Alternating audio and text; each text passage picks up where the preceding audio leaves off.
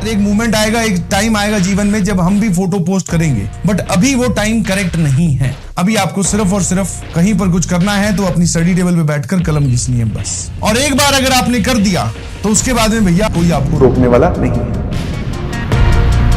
Preparation वाले जितने भी त्योहार होते हैं, मतलब जब आप प्रिपरेशन कर रहे हो, जितने भी त्योहार आपके जीवन में आएंगे तो वो बड़े स्पेशल हैं, ध्यान रखना। क्योंकि उन त्योहारों को सेलिब्रेट करते वक्त थोड़ा सा अंदर से हमारे में सर एक घुटन की सी फीलिंग होगी कि हाँ, हम किसी काम को छोड़कर यहाँ पर सेलिब्रेशन कर रहे हैं। बट जैसे ही वो त्योहार गुजर जाएंगे और आप IIT में पहुंचोगे और वहां जाकर सेलिब्रेट करोगे तो फिर आपको एक आजादी की फीलिंग आएगी। यस, जब अगली साल सेलिब्रेट करोगे तो फिर तुम ऐसे याद करोगे, यार घर पे थे, प्रिपरेशन कर रहे थे और बहुत मेहनत करते थे। थोड़ा सा मुश्किल वक्त से गुजरना पड़ता है सुनहरा वक्त देखने के लिए, तो कोई बात नहीं, थोड़ा मुश्किल चल रहा है बट वक्त ही तो है, गुजर जाएगा। बट तुम्हें इसको गुजरवाना नहीं है, तुम्हें इसका प्रॉपरली यूटिलाइज करते हुए आगे बढ़ना है। तो इस बात को फील करने की कोशिश करो कि आपको अगर दूर तक जाना है तो वो टारगेट आपको अकेले कवर करना होगा। अपना पे लोड्स हटा दीजिए प्लीज, हटाना पड़ेगा तभी दूर तक जाओगे। दूर तक भी जाओगे और अकेले ही जाना है, ध्यान रखना please. Yes sir, we got this point कि आप क्या समझाना चाह रहे हो। जितने भी डिस्ट्रैक्शन है धीरे धीरे हटा दो, सारे के सारे।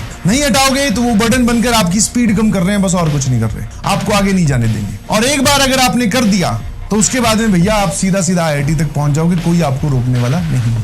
अकेले होकर तैयारी कीजिए, अपने आप से ही अपना कंपटीशन रखिए और आगे बढ़ते जाइए प्लीज। ये है बेटा प्रैक्टिस, एक ही काम को बार बार करना है ताकि जैसे ही क्वेश्चन जब आपके सामने आए आराम से आप उस सवाल को उड़ा सके।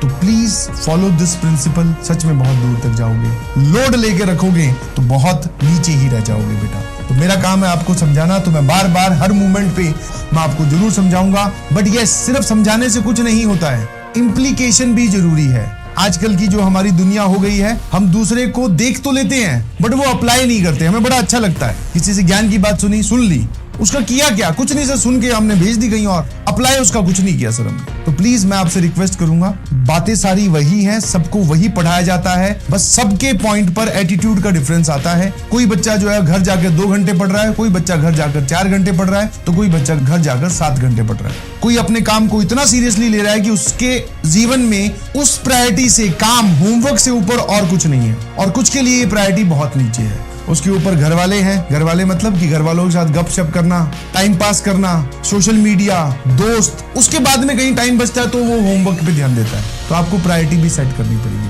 सिंपल सी कहानी है, प्रायोरिटी जो आपकी होगी वही आपको क्या बनने वाले हो वही डिसाइड कर देगी। तो please be serious, implication is very very very important. That means sir this is no if no but, काम करो झटाझट बस, और किसका इंतजार कर रहे हो। एक मोमेंट आएगा, एक टाइम आएगा जीवन में जब हम भी फोटो पोस्ट करेंगे, बट अभी वो टाइम करेक्ट नहीं है। अभी आपको सिर्फ और सिर्फ कहीं पर कुछ करना है तो अपनी स्टडी टेबल पे बैठकर कलम घिसनी है बस।